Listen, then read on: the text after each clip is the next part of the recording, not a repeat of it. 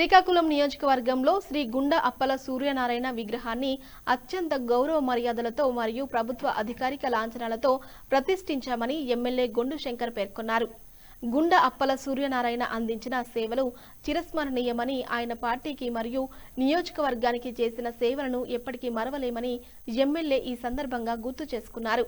Party పరంగా అప్పల సూర్యనారాయణ గారికి ఘనంగా సంతాప సభను నిర్వహించామని, ఆ సభకు జిల్లా పార్టీ అధ్యక్షులు మరియు నియోజకవర్గంలోని ప్రజలందరూ హాజరయ్యారని వివరించారు.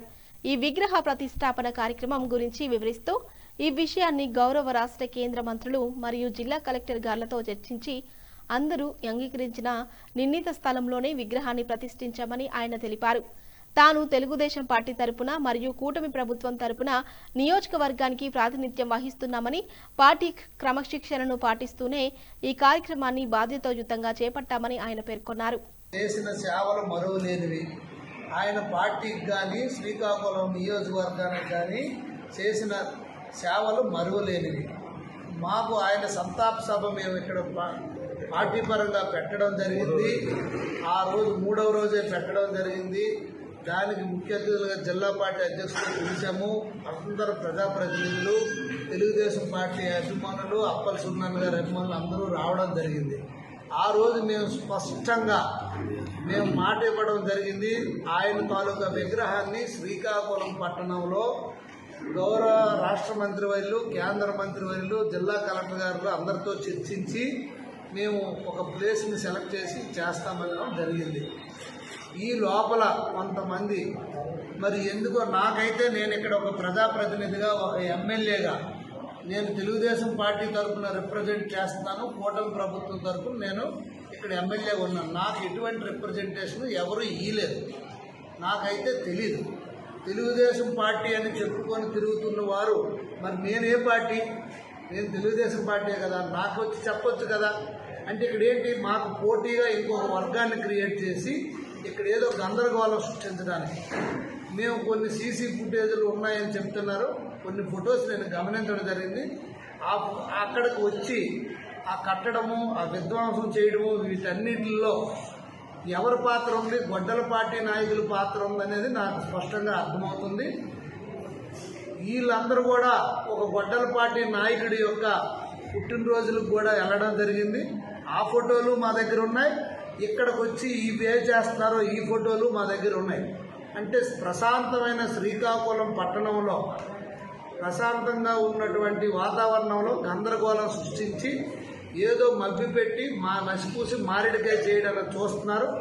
నేను త్వరలో నా ఆధ్వర్యంలో ఎమ్మెల్యేగా 2 సంవత్సరాలు పూర్తి చేసుకున్న సందర్భంగా నాకు కొంచెం సర్జరీ కారణంగా నేను సరిగ్గా ప్రెస్ మీట్ పెట్టలేదు.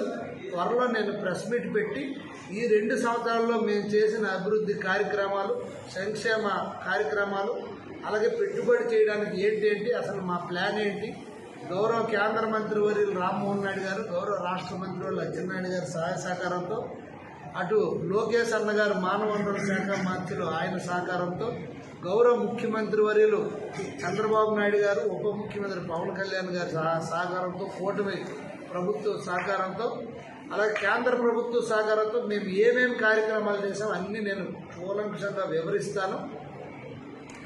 ఈ 20 నెలల నుండి మొదలుపెట్టారు. పడుకోప్పడం మొదలయ్యింది. ఇక్కడ ప్రజలు సహించుకోలేకపోతున్నారు. జరుగుతున్న అభివృద్ధిని, జరుగుతున్న సంక్షేమాన్ని, మాకు వస్తున్న ఆదరణని భరించుకోలేక ఈ మధ్య జరిగిన సంఘటనలన్నీ మీడియా సోదరులందరికీ తెలుసు, ప్రజలందరూ గమనిస్తున్నారు. మరొకసారి నేను దీనిపైన సెపరేట్గా ప్రెస్ మీట్ పెడతాం. ఇక గుండ అప్పల సూర్యనారాయణ గారి విగ్రహంకి అయితే మాకు పూర్తి చిత్తశుద్ధి ఉంది. తెలుగుదేశం పార్టీ తరఫున నాదే బాధ్యత, నేనే మెయిన్ రిప్రజెంటేటివ్ ఇక్కడ పార్టీకి. నన్ను కాదని ఎవరైనా పార్టీ పేరు చెప్పుకొని హంగామా సృష్టిస్తున్నారంటే వాళ్ళు దొంగలు, వాళ్ళు పెయిడ్ ఆర్టిస్టులు, వాళ్ళు పార్టీకి ద్రోహులు. నిజంగా పార్టీ మీద అభిమానం ఉండి, గుండప్పల సూర్యనారాయణ గారి మీద అభిమానం ఉన్నాయి, వారి కుటుంబం మీద అభిమానం ఉన్నాయి, వారు ఫస్ట్ వచ్చి కలాల్సింది నన్ను.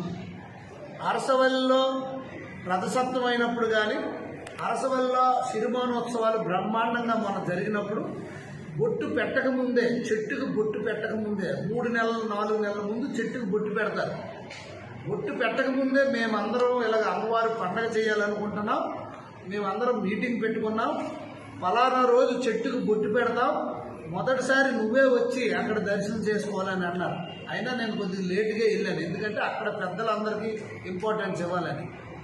అలాంటి సందర్భంలో మళ్ళీ సిరిమానోత్సవం కంప్లీట్ అయిన దాకా రోడ్డును చీపుర్లు పెట్టి ఊడ్చి నీళ్ళతో కడిగిన దాకా మేము కూడా వన్ ఆఫ్ ది స్వీపర్స్ లాగా పనిచేసి రాత్రి పగలు ఒక సేవకుడిగా ఆ ఊరికి